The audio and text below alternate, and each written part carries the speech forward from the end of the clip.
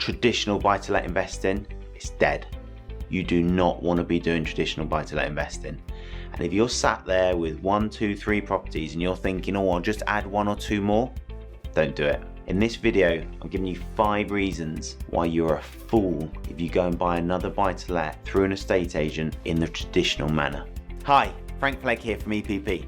So the first reason that traditional buy-to-let is dead is because the government has intervened so much over the last few years.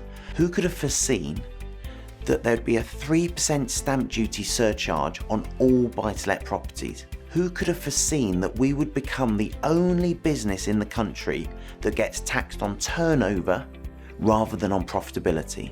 Who would have known that in some areas of the country, every single buy-to-let property would require a licence that costs between £500 and £1,000 just to start your business, just to start letting out your property, even if you have a single person renting a single dwelling from you? The government intervention in this sector has meant that traditional, bog standard, bread and butter buy-to-let is no longer viable. The second reason that buy-to-let in a traditional manner is dead is because of legislation and the financial burden of that legislation that's been placed on the landlord. So you've got all the normal expenses, insurance, your finance costs, the fact that you need a gas safety certificate, all of that's a given. But there's additional costs now.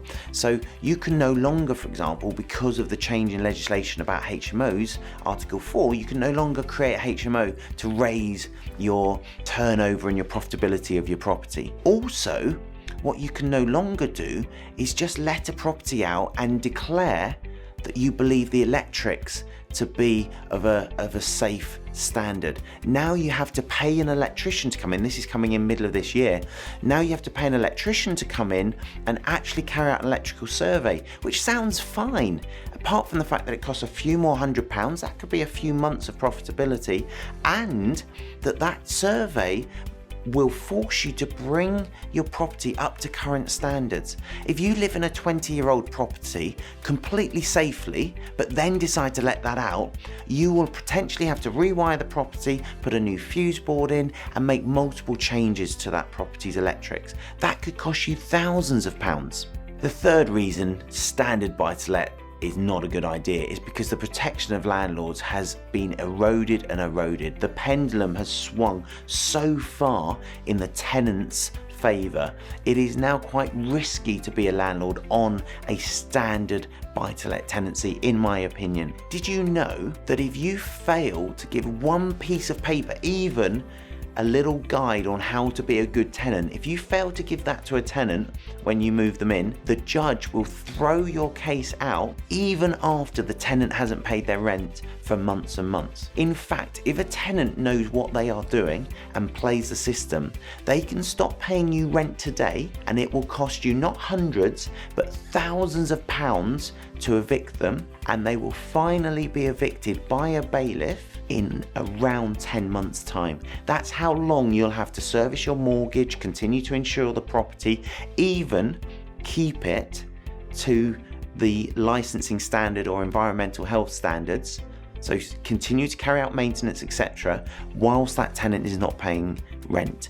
And for me, that protection of landlords is out of balance unless the profitability is really high of your portfolio. And that's why I think buy-to-let on a standard AST, traditional buy-to-let, no longer works from a protection of the landlord perspective. The fourth reason that buy-to-let investing is nowhere near as rosy and as profitable as it used to be is lending. Lending has changed massively. You used to be able to borrow 85% of a property's value.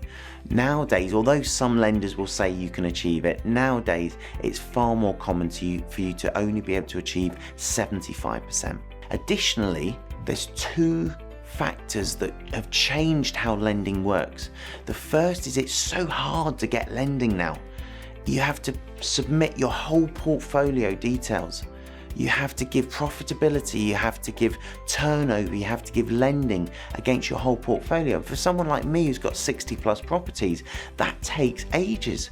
I actually have a member of my team now whose sole function is overseeing the financials of my portfolio, not my business. I've got a financial director in my business that looks after my business finances, but now I need someone to just do the financial aspect of my portfolio, which I never needed before. And it's because of the additional hoop jumping through, I know that's not a verb, but a hoop jumping through of getting mortgages. And the second factor that's really changed is that the mortgages themselves, the interest rates, are so much higher than Bank of England base rate. When Bank of England base rate was at 5% in 2006-2005, you could borrow at 1% above base and sometimes 0.5% above base. Today, I'm borrowing at 4% above base. And you might think to yourself, oh, that's okay because it's still at around the same rate. No, because inflation is still going up at the same rate. So now our profits are being eroded by that additional interest burden of those interest rates.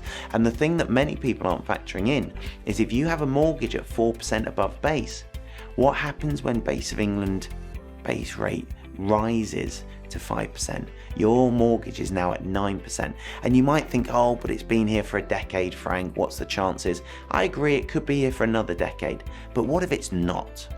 If you're on a standard buy-to-let model where you have a single AST rental income and interest rates go up to only 5%, we're not talking about the 80s when they hit 10 or 15%, because I tell you, if you're at 4% above base and they hit 10%, you now have a massive liability on your hands if you have one property. If you've got 10, 20 or 50, some of my clients got 50 plus properties, you want to make sure that you're profitable at any interest rate. You want to make sure that you've mitigated those finance risks.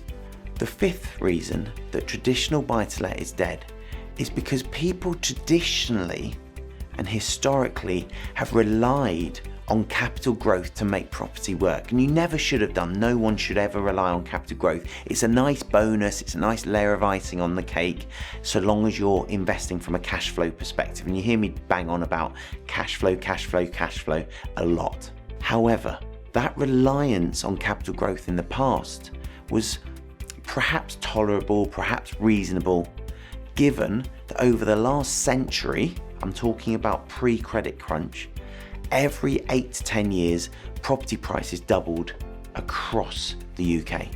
Generally, I know you can find exceptions, but generally that's what's happened. Since the credit crunch, that hasn't happened, and we cannot rely on it happening in the future.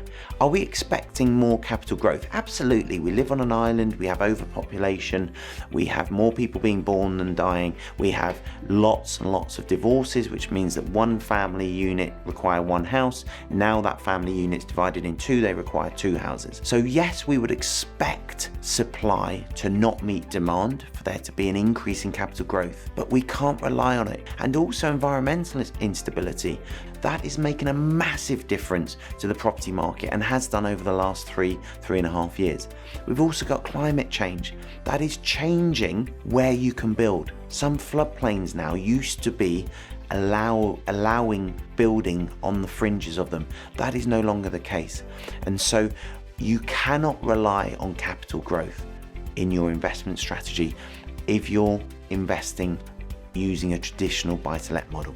So those are the reasons why traditional buy-to-let is absolutely on its knees. Watch my next video to find out the 3 reasons why many of my clients are buying a property every single month.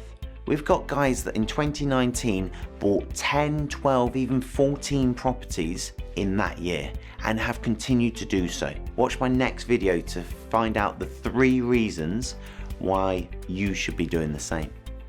If you've enjoyed this video, guys, click subscribe, click like, click the notification bell, and you'll get way more of our great quality content. See you then.